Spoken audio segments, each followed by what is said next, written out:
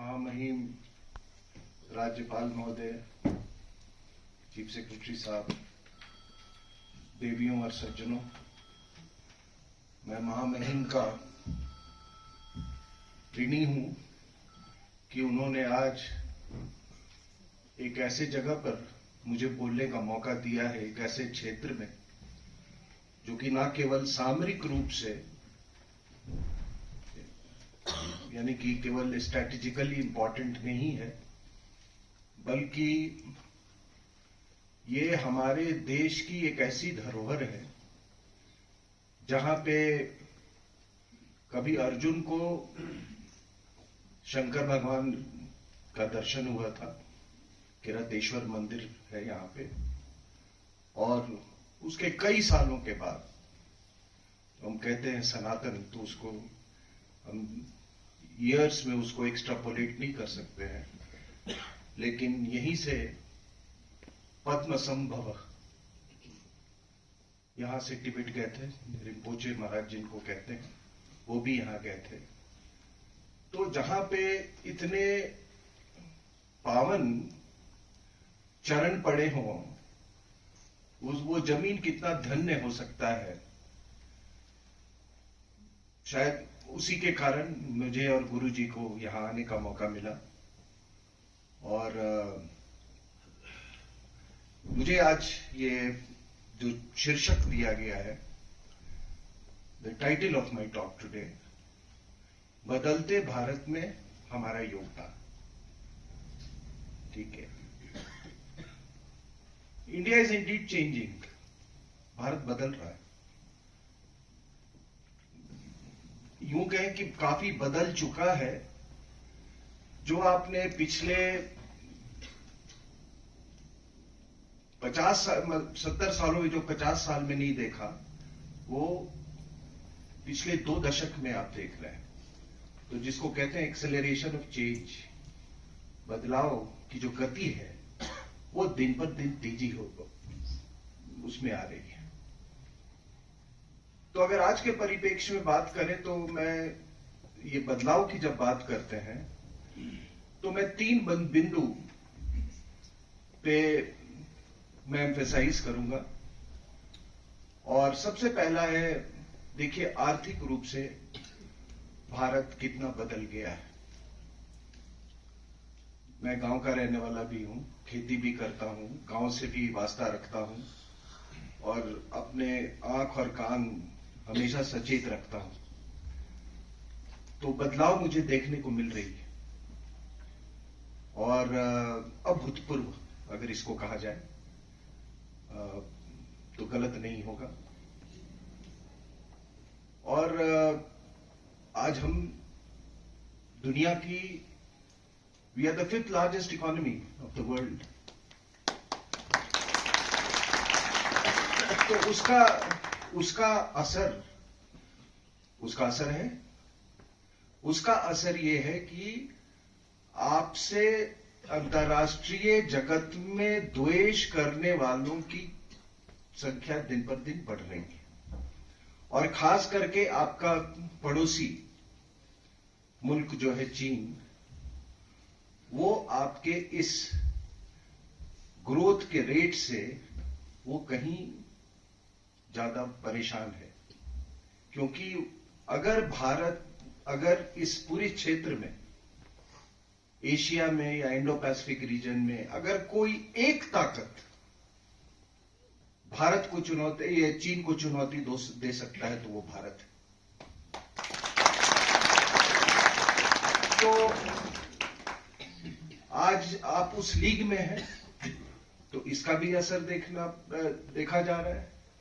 दूसरा है कि जियो पॉलिटिक्स, जिसको भू राजनीति कहते हैं, जियो पॉलिटिकली मेरा मानना है कि आजादी से लेकर आज तक भारत कभी इतना जियो पॉलिटिकली स्वीट स्पॉट, यानी कि इतना इंपॉर्टेंट कभी नहीं रहा है जो आज है। और इस पर मैं चर्चा करूंगा क्यों है ऐसा। लेकिन आप इसी से अंदाजा लगा सकते हैं कि तमाम दबाव के बावजूद हमने रशिया यूक्रेन युद्ध में हमने रूस का साथ नहीं छोड़ा। शायद ये 1 दशक पहले या 1.5 दशक पहले ये असंभव था। तो आज दुनिया को आपकी जरूरत है। आपके पास मार्केट, हमारे पास मार्केट है। हम इंडियन ओशन, हिंद महासागर के सबसे इंपॉर्टेंट हम प्लेयर हैं। हमारी नेवी यहां इस पूरे रीजन की सबसे ताकतवर नेवी है। और जब मैं सब पद्म संभव की बात करता हूं, रिम्पोचे महाराज की, तो ये सब लोग नालंदा में ये शिक्षक थे किसी जमाने में। और ये जो इंडियन ओशन रीजन जो है, या ये तमाम मतलब कि पूरे आईओआर जो इंडियन ओशन रीजन जो है, कहां से लोग नालंदा में आते थे यहां पर पढ़ने। एडमिशन के लिए वहां कॉम्पिटिटिव एग्जाम होते थे। यहां तक वहां की जगह जगह पे कोचिंग सेंटर्स खुल गए थे। जो स्पिल ओवर था उसके कारण ये कई और यूनिवर्सिटी खुले वहां पर, जो विक्रमशिला यूनिवर्सिटी और ये तमाम यूनिवर्सिटी खुले।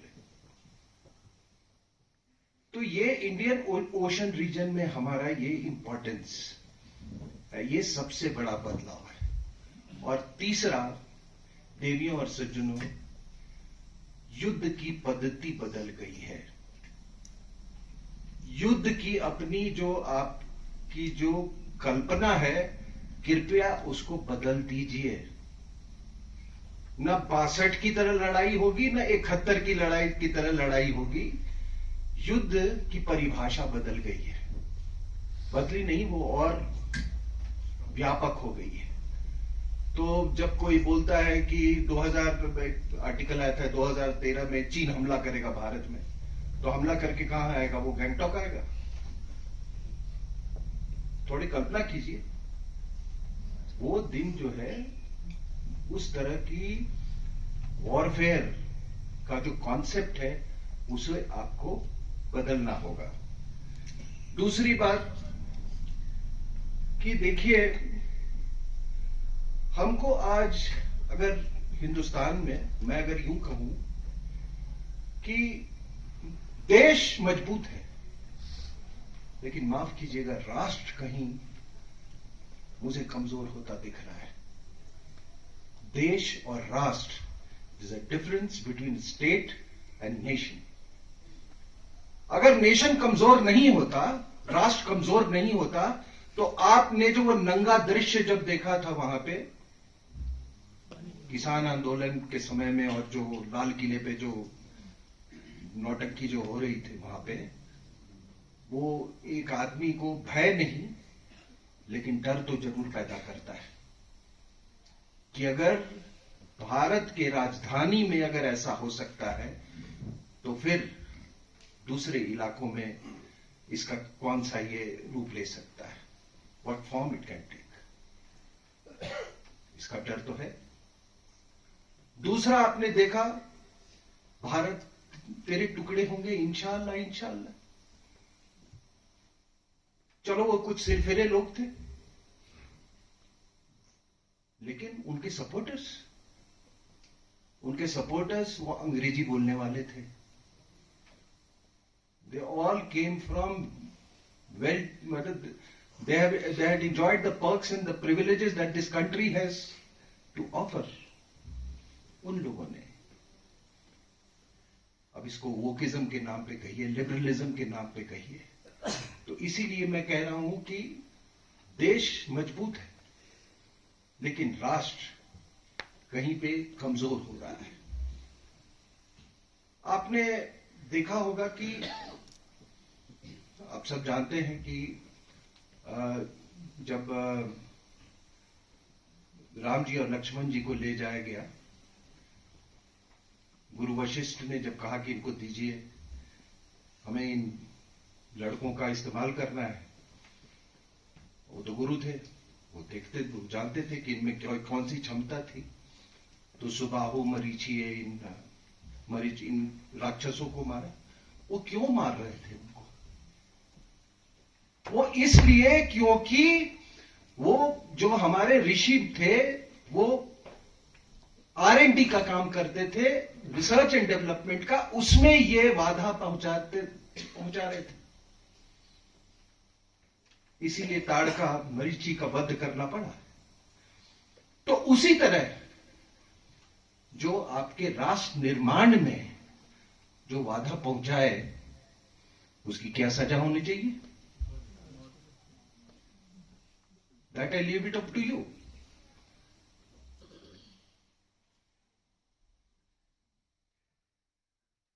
सबसे बड़ा खतरा आज हमको है, ये है विदेशी विचारधाराओं से। और ये कौन सी विचारधारा है? जिहादिज्म। ये भारत के मिट्टी में नहीं पैदा हुई है। माओइज्म, ये भारत के मिट्टी में नहीं पैदा हुई है। सोशलिज्म, गुरुजी पॉलिटिकल साइंस के भी प्रोफेसर हैं, ये भी विचारधारा यहां नहीं उत्पन्न हुई है। पता नहीं कहां कहां से हम लोग ले आए। जैसे ये कॉन्सेप्ट्स जो है, ये विचारधाराएं आने के पहले जैसे भारत में कोई राजनीति ही नहीं थी। आपको एक मैं वाक्य बनाता हूं, और क्योंकि महामहिम एक संवैधानिक एक स्थान पे हैं, जब ये संविधान का निर्माण हो रहा था तो बड़ी व्यापक चर्चा हुई थी ये प्रीएम्बल में, ये सोशलिस्ट वर्ड को, इसको शामिल करें या ना करें। और तब B.R. अम्बेडकर ने मना कर दिया था इसको शामिल करने से, ये कह के कि ये कोई अल्टीमेट कॉन्सेप्ट नहीं है।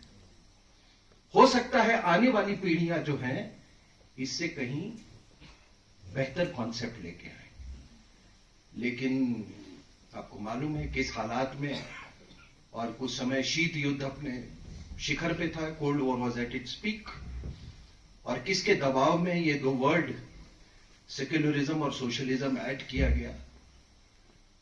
तो फिर जो लोग संविधान की पवित्रता पर ज्यादा दुहाई देते हैं, इस पर भी थोड़ी गौर करने की बात है कि जब प्रीएम्बल बदला जा सकता है तो फिर अभी कुछ लेख भी आए हैं ऐसे कि किसी भी संविधान की आयु 60-70 साल होती है, एंड ये सोचने का है। और ये एक पीएमओ में जो है उन्होंने एक आर्टिकल लिखा है, is it time to have a drastic relook at the constitution of India.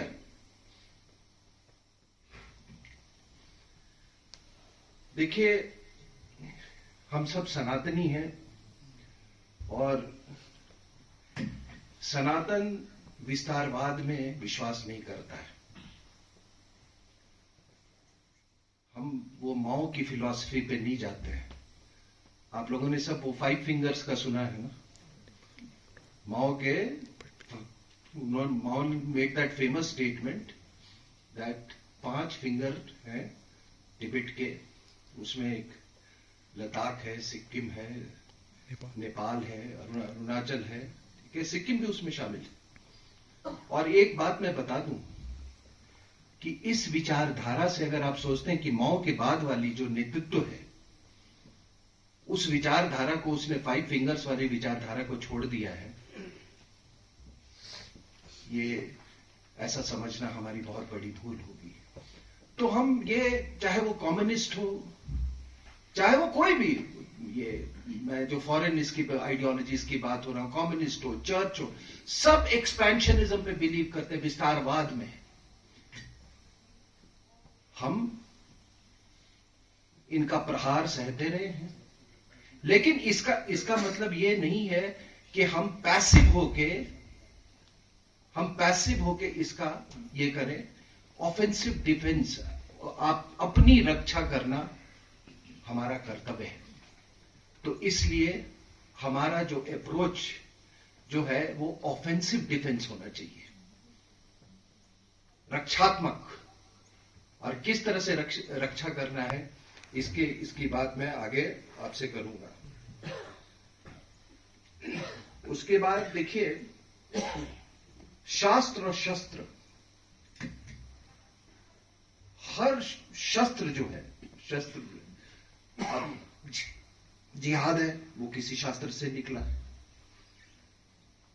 इवेंजेलिज्म है वो भी एक तरह का शस्त्र है, वो भी किसी शास्त्र ने निकला है, माओइज्म है दास कैपिटल से निकला है। बीते कुछ सालों में क्या हुआ कि हमारा जो शास्त्र है वो कमजोर होता गया, और जब शास्त्र कमजोर होता है तो शस्त्र में भी जंग लग जाते हैं। इसीलिए हम कहते हैं कि अपने शास्त्रों की तरफ जाइए, और बहुत कुछ है सीखने को। अब देख रहा हूं, and thanks to the social media, लोग बहुत अच्छी रिसर्च कर रहे हैं, अपने छोटे छोटे लेवल पे छोटे छोटे एनिक्डोट्स पीसेस में वो दे रहे हैं, और इससे मैं देख रहा हूं कि लोगों को अपने सनातन के प्रति एक नया गर्व महसूस हो रहा है।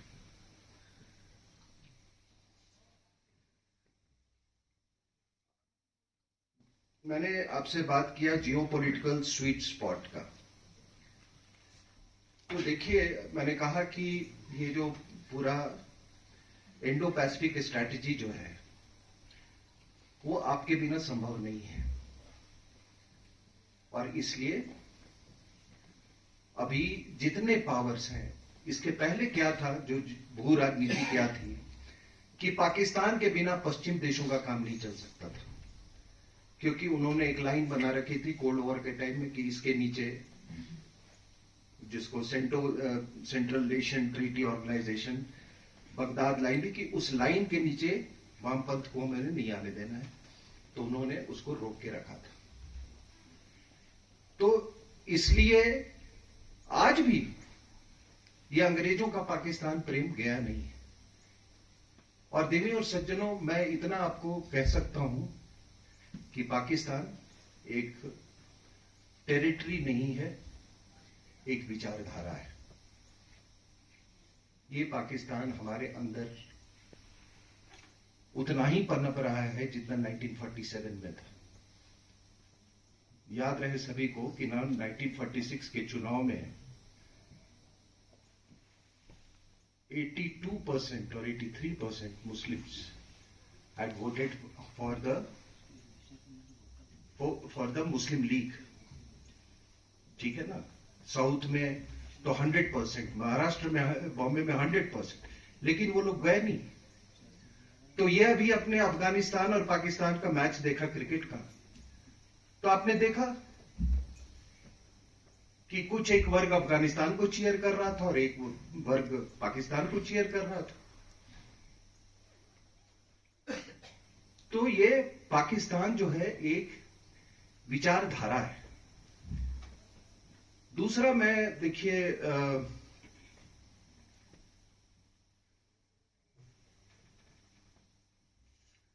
अक्सर दो फ्रंट सिचुएशन की बात होती है।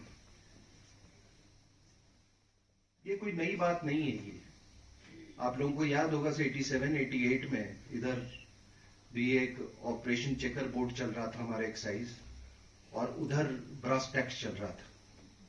तो हमने, जनरल सुंदर जी ने दो फ्रंट सिचुएशन क्रिएट किया था और उनके होश उड़ गए थे चाइनीज के।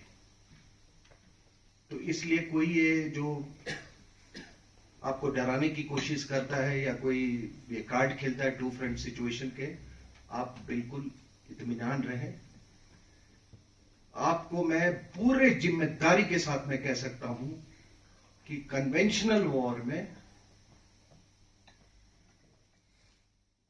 1 इंच जमीन भारत के लेने की किसी की ताकत नहीं है। Not even 1 inch of your land. क्योंकि मैं जब पूरी लड़ाई की पद्धति को देखता हूं, एक जमाने में 5 बटालियनें थी 62 वॉर में लद्दाख में, आज वहां पूरी एक कोर है।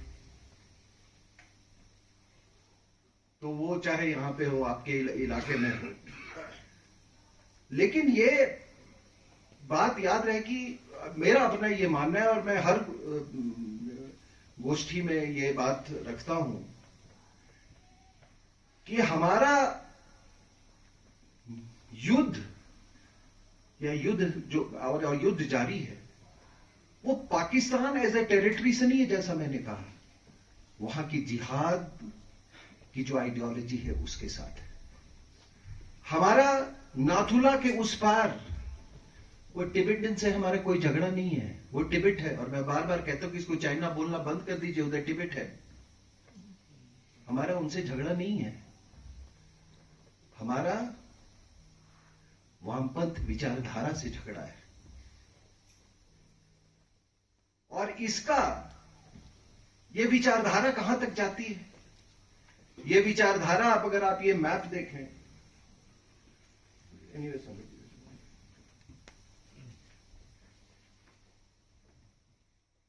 ये आप देख रहे हैं, ये तिरुपति से लेकर पशुपति तक ये कॉरिडोर, ये लाल वाला, जो कि ये विचारधारा वही विचारधारा है जो कि भारत के अंदर में है। ये नक्शा पहले बनाया गया था, ये अभी कुछ 1 साल पहले का बनाया गया है। आप देखिए कुछ कमी आई है ये रेड कॉरिडोर में, और ये रेड कॉरिडोर में आप देखिए बांग्लादेश भी जिहादी भी फीड कर रहे हैं इसमें, और पाकिस्तान के भी जिहादी इसमें फीड कर रहे हैं। अगर तिब्बत एक बफर स्टेट होता तो ये कभी आपको ये रेड कॉरिडोर आपको देखने को नहीं मिलता। ये जब मैं नक्शा बनाया था तो आप देखिए ये एक वेस्टर्न साइड में नीचे से केरला से एक लाइन जा रही है। ये डॉटेड लाइन है। शाहीन बाग में का पूरा आयोजन केरला से उत्पन्न पॉपुलर फ्रंट ऑफ इंडिया ने दिल्ली में किया था। इनके रूट्स नॉर्थ ईस्ट तक हैं। तो ये लोग पूरा पैन इंडिया बेसिस पर ये काम करते हैं ये लोग। तो हमें भी पैन इंडिया, हमारी सोच जो है उसको पैन इंडिया रखनी होगी। आप तमाम देखते हैं कि भाषाओं के ऊपर में इतना विवाद होता है हमारे दक्षिणी भारत में, लेकिन आपने कभी सोचा है कि उर्दू के खिलाफ दक्षिण में कोई नेता नहीं बोलता? बीदर, हैदराबाद, आप कहीं चले जाओ, उर्दू के खिलाफ कोई नहीं बोलता।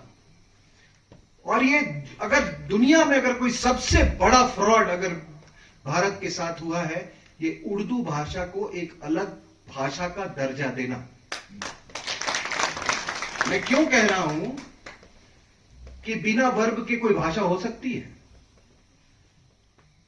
खाया, गया, मरा, जिया, ठीक है, ये सारे वर्ब्स हमसे लिए गए। उसमें किसी ने पर्शियन डाल दिया, पर्शियन के कुछ वर्ड्स बता दिए, फिर आपको गाने भी सुनाए उन्होंने। इफ्तिदाई इश्क में सारी रात जागे, अल्लाह जाने क्या होगा आगे। आपको गाने सुनाए, आपने गाने सुने और उसे आपके पैसे से कमाए, और फिर आपको कहते कि देखिए एक ये अलग भाषा, ये उर्दू भाषा। विनोबा भावे ने कहा था कि अगर आपको हिंदुस्तानी जबान या उर्दू जबान रखनी है तो उसको आप देवनागरी स्क्रिप्ट में रखिए, लेकिन नहीं, इससे अलगाववाद पैदा होता है। तो देखिए आज का जो युद्ध पद्धति है, मैंने कहा कि ये जो लाल रेड लाइन देखा आपने, कहां से? केरला से उठ के आदमी जा रहा है, काबुल जा रहा है इस्लामिक स्टेट के लिए लड़ने। मैंने एक किताब भी लिखी थी, वो मेरी एक किताब है भारत के अंदरूनी क्षेत्र, उसमें एक ये केरला, काबुल, कोलंबो, केरला, कश्मीर, काबुल, कोलंबो, एक ऐसे करके मैंने लिखा है। ये पूरी ये इस पैन इंडियन बेसिस पे ये ऑपरेट कर रही है। अब जब मैं प्रॉक्सी वॉर की बात कर रहा हूं, तो ये प्रॉक्सी वॉर का क्या रूप है? प्रॉक्सी वॉर का रूप है रिजीम चेंज। आज चीन के पास बहुत पैसा है। आज वो अपने टारगेट कंट्रीज में वहां की व्यवस्था बदल देता है। आपने अभी मालदीव्स के जो प्रेसिडेंट जो नए इलेक्ट हुए हैं उनका वक्तव्य सुना। उन्होंने कहा हम हर भारतीय को भगाएंगे यहां से। वो चीन के हाथों में बिके हुए मोहम्मद मुइज़िन उसका नाम। कनाडा में इलेक्शंस हुए, ये ट्रूडो ने इल्जाम लगाया था कि चाइना दखल दिया है। ये बाइडेन के इलेक्शन में लोग कह रहे हैं कि पूरी मीडिया को चाइनीज ने खरीद लिया था, और इसीलिए आपके यहां भी बिकने वालों की कमी नहीं है। कोई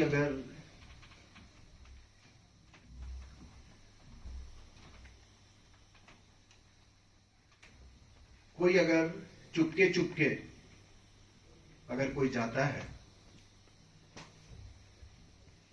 एमओयू साइन करता है, हमारा और आपका हक है कि नहीं जानने का कि उस एमओयू का क्या वो है? तो ये आजकल पॉलिटिकल असैसिनेशंस, रेजिम चेंज, बाहरी ताकतों का बहुत इसमें दखल अंदाजी हुए।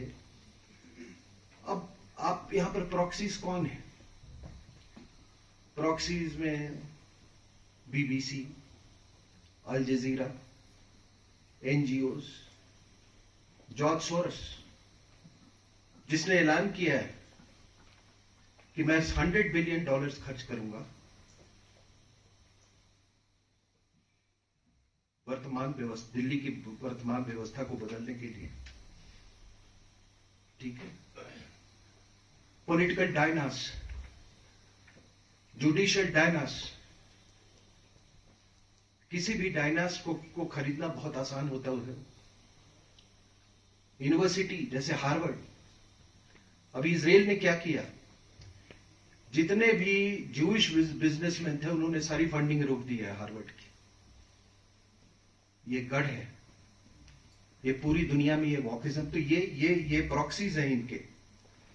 और अभी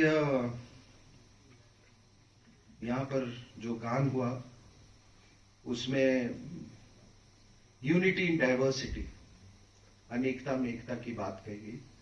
माफ कीजिएगा, मैं थोड़ा इससे मैं सहमत नहीं हूं, क्योंकि मुझे तो केवल एकता ही एकता दिखती है।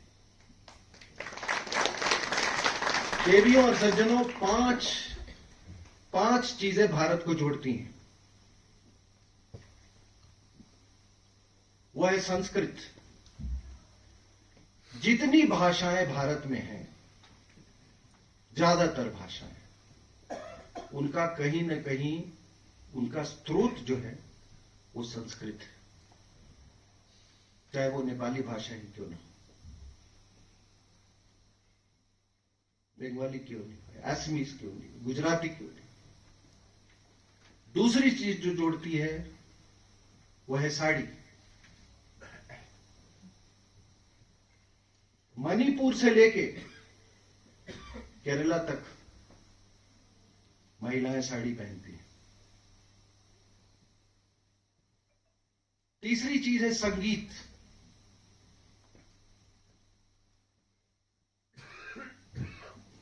पूरे हिंदुस्तान में जो भी संगीत गाया बजाया जाता है वो सब साम वेद से निकला हुआ है। तभी एक आपके त्रिपुरा का एस.डी. बर्मन और कई लोग, उनके पुत्र भी ये त्रिपुरा के रहने वाले थे, और देखिए उन्होंने कितनी फिल्मों में कितनी अच्छी म्यूजिक दी उन्होंने। तो संगीत। चौथा सनातन। कोई माने न या माने, why we are a nation, why is India, sorry, why Bharat is not called Pakistan? क्योंकि हमने सनातन परंपरा को फॉलो करने का हमने अपना इरादा पक्का था हमारा, किया। इसलिए हम एक नेशन है, इसीलिए दुनिया में कई नेशंस है। बांग्लादेश को हमने अलग होने में मदद किया, ईस्ट पाकिस्तान बंग, लेकिन वो उसके बाद वो हमसे जुड़ तो नहीं गया ना।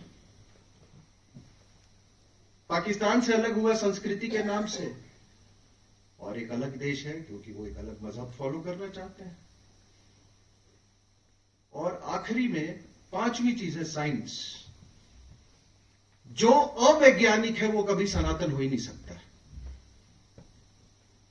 और मैं इस बात की चुनौती देता हूं कि हमारी पूजा पद्धति, हमारी रहन सहन, हमारी जो संस्कृति के जो रस्मों रिवाज हैं, किसी भी एक पहलू को उठा लीजिए, I will be able to give you a scientific explanation for that. किसी भी चीज, राइट फ्रॉम बिहार में लोग छठ क्यों करता है, अल्ट्रावायलेट रेज। सिंदूर क्यों लगाता है, बिकॉज ऑफ, इसमें एक्चुअल सिंदूर है is suppose to have mercury.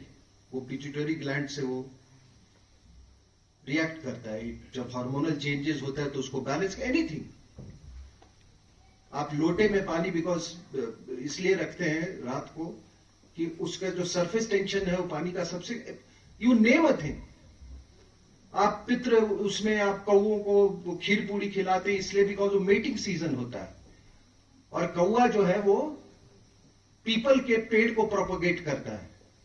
आप अगर पीपल के पेड़, बीज नहीं डाल सकते, आप पेड़ ट्रांसप्लांट कर सकते, but it has to go through the grow.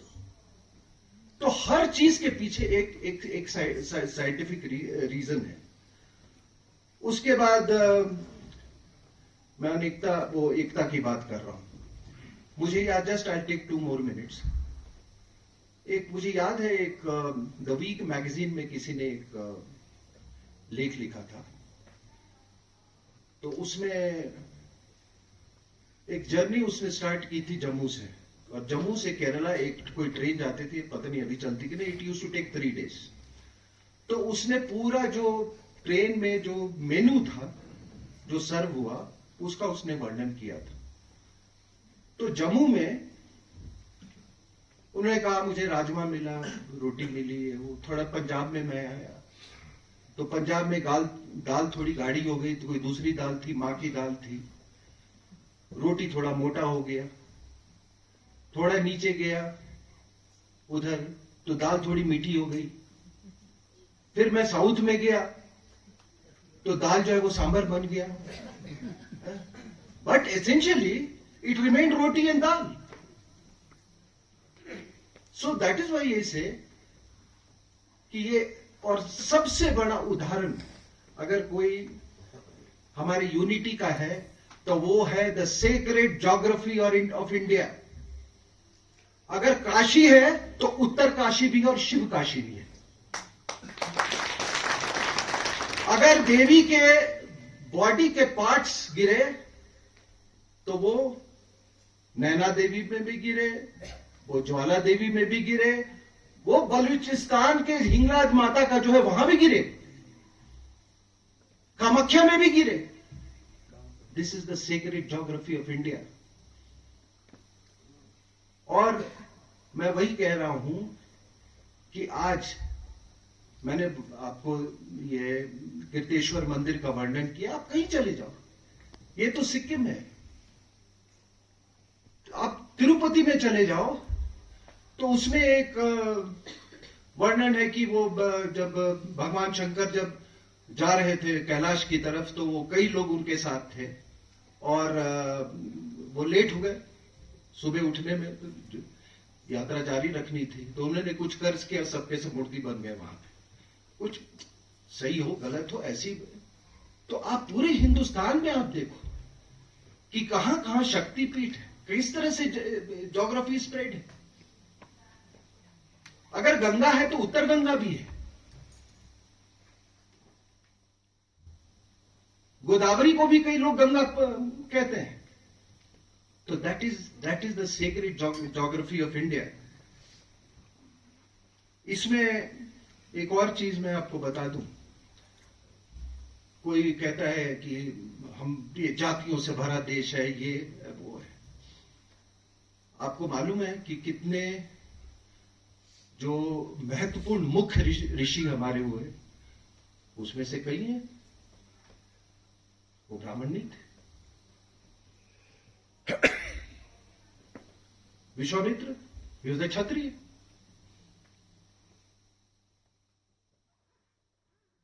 ऋषि वाल्मीकि, ऋषि दुर्वासा, कई ऐसे 5-6 ऋषि हैं। ये हमारे यहां जो लोग जात पात की बात करते हैं, ये चीजें आपको कोई बताता नहीं है। Durvasa Rishi was known for his anger, and he cursed anybody and everybody when he got angry. He was not from a particular, जो ब्राह्मणिकल कास्ट। और आप उससे क्यों आगे जाते हैं, आप रामचंद्र जी का देखिए, भगवान रामचंद्र जी का। रामचंद्र जी तो क्षत्रिय थे, उन्होंने किसका वध किया? रावण का। रावण क्या था? रावण तो ब्राह्मण था। और मंदिर में चले जाइए तो पूजा कौन करवाता है आपकी? ब्राह्मण करवाता है। नाउ इस इतनी बड़ी संस्कृति को इतने संकुचित रूप में लोग आपके मतलब लाया गया, क्योंकि वो आपको डिमोरलाइज करना चाहते थे।